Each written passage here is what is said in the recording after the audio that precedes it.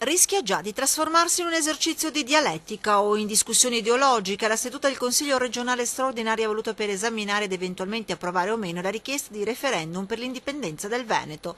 Referendum voluto dal movimento Indipendenza Veneta. Alla vigilia del Consiglio straordinario escono allo scoperto gli oppositori. Un referendum, dicono, che sarebbe inutile e dispendioso, una presa in giro dei veneti che di questi tempi, dicono i detrattori, hanno altro a cui pensare. E così l'assessore del PDL, Massimo Giorgetti, per primo attacca la posizione indipendentista ed anzi lui in Consiglio non ci sarà.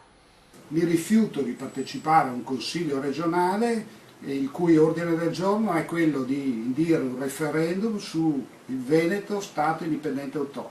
Ci stiamo prendendo in giro, stiamo perdendo tempo in un momento di crisi per discutere di cose che sono inverosimili.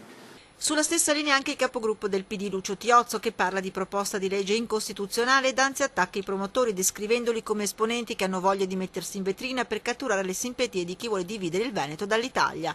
E il Partito Democratico con Lucio Tiozzo rilancia, annunciando che a settembre la questione verrà riproposta, ma in forma diversa, puntando sull'ottenimento dell'autonomia differenziata del Veneto, ovvero allargando quelli che sono i poteri decisionali delle regioni previsti dall'articolo 116 della Costituzione. Dura anche la posizione di Italia dei Valori. Il suo consigliere regionale Gennaro Marotta parla di presa in giro dei veneti. Una consultazione, dice, che significherebbe buttare via i soldi dei veneti.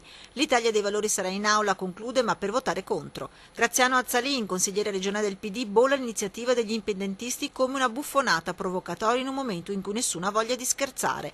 Ma per l'indipendenza veneta è di tutt'altro si tratta che di scherzo, ed anzi ammonisce i consiglieri.